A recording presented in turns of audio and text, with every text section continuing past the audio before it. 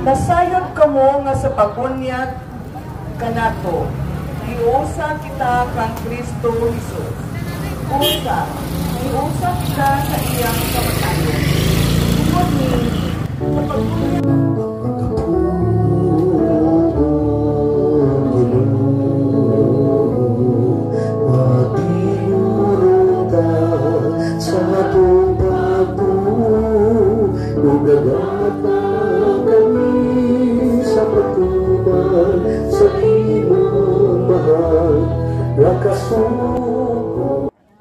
misa, di tayo suroy ta sa atong mga kahigalaan.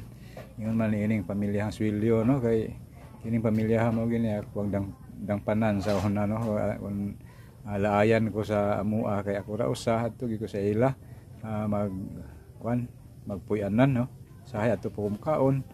Tagsar ko sa balay mo uli kay namo koy barkada ko daning pamilya si Joseph, Engineer Joseph Swilyo. Suod na ako nimo ni igsuon ako sa una. Okay, dito ko sa ila permi mo na kada kalag-kalag makari kog minteryo mo gini unahon ako duaw diri gawa sa ako ang pamilya to sa Loon sentro dito ko na og makari ko diri anhi ko nila og human adto ko sa dako mga kaigsuonan mo na ilang pamilya na sila nagkahiusa sila diri sa pagbuhi pa nagkahiusa pagkamatay nagkahiusa gyapon sila panimalay, no.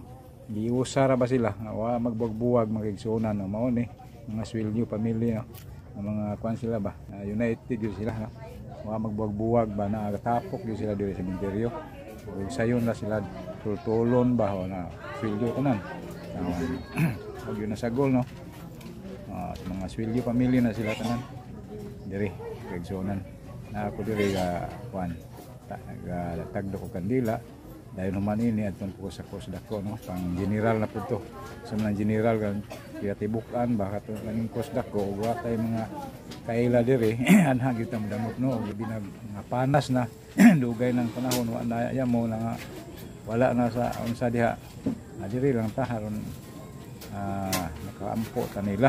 Okay, mao ni isunan mo ni kusdako, no, kita niyo mo gyud ang panan og daghang salamat og adlaw mayong